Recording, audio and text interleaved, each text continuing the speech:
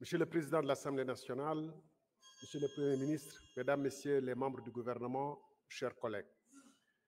Monsieur le Premier ministre, le 27 décembre dernier, devant cette même Assemblée, vous promettiez aux Sénégalais, à travers votre déclaration de politique générale, des lendemains qui chantent. Le jour suivant, le 28 décembre, vous avez imposé sans débat ni vote le budget 2025. Ce budget reflète votre appréciation de la situation économique et sociale du Sénégal, selon les meilleures informations à votre disposition et, en principe, avec la contribution des meilleurs experts du pays en la matière. Or, moins de 2 mois, et le rapport de la Cour des comptes plus tard, vous voilà sur le point de jeter ce budget à la corbeille pour appliquer un plan d'austérité drastique. L'agenda 2050 semble mort-né, place au classique plan d'ajustement structurel que vous appelez pudiquement pacte national, puisque vous voulez le nommer pacte national de stabilité. Dès lors, la question qui se pose est simple. Ignorez-vous l'état de sinistre économique et financier du pays au moment de confectionner le budget 2025? Ou alors, aviez-vous choisi sciemment de présenter des projections sans rapport avec la réalité? En d'autres termes, pourquoi avoir perdu 11 mois sans prendre des mesures significatives de redressement des comptes publics, sachant que dès votre arrivée au pouvoir, vous aviez formulé des réserves fortes sur l'état de la nation? En effet, une volonté réelle d'assainissement des comptes se serait manifestée par une loi de finances rectificative dès le premier semestre 2024. Je vous accorde que la situation dont vous avez hérité est compromise, mais vous avez contribué à aggraver la situation. Par exemple, vous avez trouvé un déficit initial dans la LFI 2024 de, si je puis dire, seulement 840 milliards. Vous y avez ajouté votre propre contribution à ce déficit en le dégradant de 1522 milliards supplémentaires, ce qui l'a porté à 2362 milliards. Monsieur le Premier ministre, dégg naa la léegi nga wax ci wàllum réduction train de vie de l'État. fa ma njëkkoon xalaat ni foofu ngay tàmbalee mooy fonds politique yi nga xam ne da nga waxoon yow di dafa araam.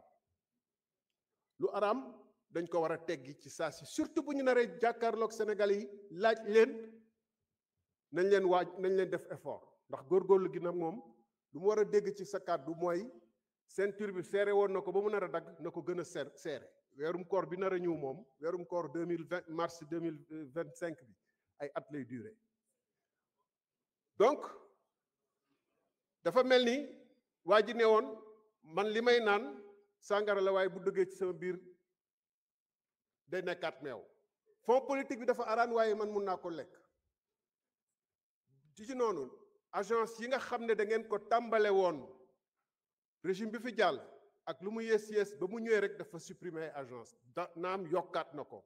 lu tax tàmbale woon dès 2024 wàññi agence yi waaye mercredi bu ne ngeen nommé ba léegi ngeen ne doog a gis ni que réew mi attanu ko.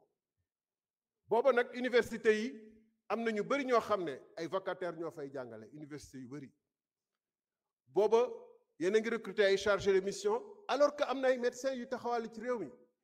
ba ma doon xaare premier ministre boo waxee réduction train de vie de l'État nga wax ni avion bi ñu xam ne dañ ko jëngoon ci jamono Covid. avion présidentiel. jërëjëf monsieur le premier ministre mën nga jël kàddu indi say tontu.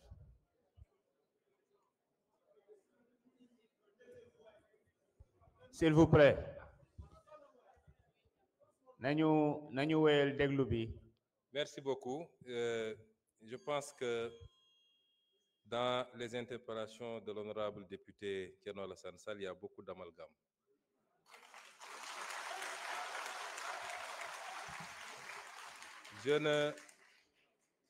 Je n'ose pas mettre ça dans la mauvaise foi, mais je pense qu'à un certain niveau, il faut prendre le temps d'aller écouter ce que les gens ont dit et non pas de se laisser emballer par les commentaires et les commérages. Je n'ai jamais dit que tel fonds était haram. J'ai dit que la caisse noire, je voudrais après que vous ayez le temps d'écouter par vous-même. J'ai toujours dit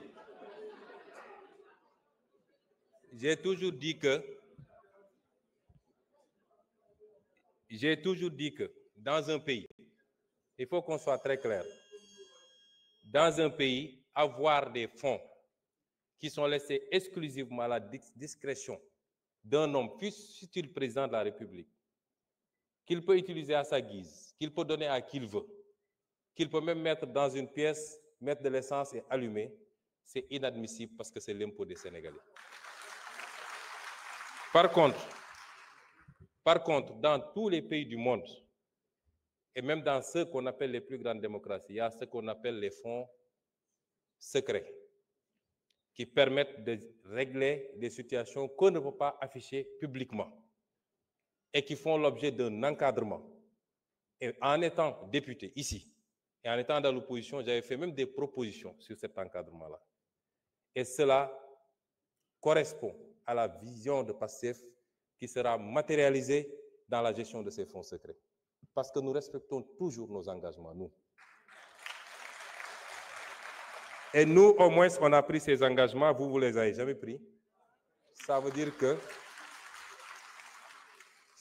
vous auriez largement joui des fonds politiques, comme vous avez joui du régime de Macky Sall pendant des années sans avoir jamais dénoncé.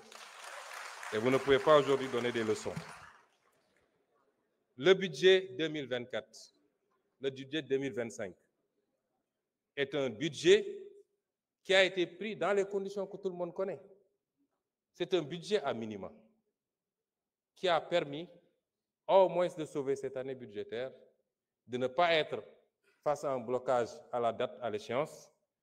Mais il était évident qu'entre l'installation de l'Assemblée nationale et le moment du vote du budget, il était impossible de procéder à l'élaboration d'un budget dans des standards que tout le monde accepte. Et c'est pourquoi nous sommes en train de travailler à la loi de finances rectificative que vous appelez, qui sera celle qui sera réellement conforme à notre programmation.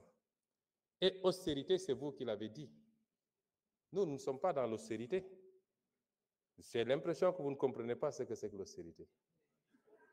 Nous ne voulons pas que le pays s'arrête malgré la situation difficile. Nous voulons aujourd'hui travailler malgré tout, en faisant des efforts sur nous-mêmes, à dégager des marges budgétaires qui nous permettent, tout en continuant à respecter nos engagements, aussi bien par rapport à la dette intérieure que par rapport vis-à-vis de nos engagements internationaux, de pouvoir avoir des marges budgétaires pour lancer le programme Vision 2050. C'est de ça qu'il est question. Et ça, ce n'est pas de l'austérité. Parce que nous sommes très conscients que la plupart des pays, quand ils sont confrontés dans cette situation, le premier réflexe, c'est de tomber dans le piège de l'austérité.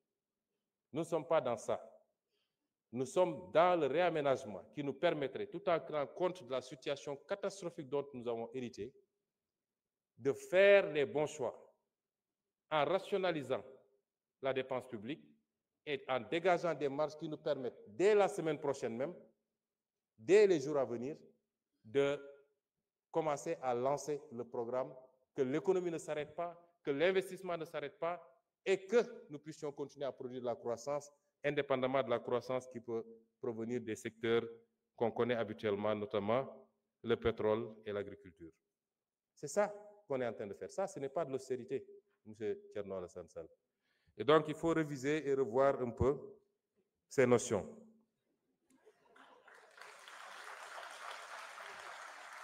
Et vous dites que nous sommes restés 11 mois sans prendre de mesures. Ah non. Durant ces 11 mois, on en a tellement pris des mesures correctives. Mais il se trouve que quand vous arrivez, vous héritez d'un État. Vous lancez des travaux. On ne se lève pas pour dire je rationalise telle agence, j'enlève, etc. On fait des études pour être sûr que les choix qu'on va faire sont les bons. Un État, c'est assez sérieux. Et durant le temps de ces études, il fallait continuer à faire tourner l'État comme on dit. Et il fallait mettre des gens à la place qu'il faut pour qu'ils travaillent. Parce qu'il n'est pas question aussi qu'on laisse des gens qui ne partagent pas notre vision, qui ne comprennent pas notre combat, continuer à vouloir piloter des directions générales stratégiques ou des agences où on a besoin aujourd'hui de nous installer dans la vision 2050. Et le temps de faire ce travail, effectivement, on a mis ce qu'il faut. Ce qu'il faut saluer, et vous devez être le premier à le faire, c'est d'avoir le courage de dire, nous ne subirons pas la pression du militant, nous ne subirons pas la demande militante, et nous allons faire les réformes qu'il faut. Quitte à dire à un directeur général sur 3 que nous sommes désolés, mais le pays n'a pas besoin de cette responsabilité pour le moment. C'est ça le courage politique. On aurait fait comme tout le monde, comme vous avez fait quand vous étiez au pouvoir, on allait laisser les choses telles quelles et même créer de nouvelles agences. Monsieur Sall, quelquefois, il faut savoir applaudir, c'est bon. Ça ne vous enlèvera rien. Vous ne pouvez pas vous inscrire dans la critique gratuite, c'est pas bon. Les initiatives sont salutaires et saluées par tout le monde, mais dites gongo et puis c'est fini. Je vous remercie.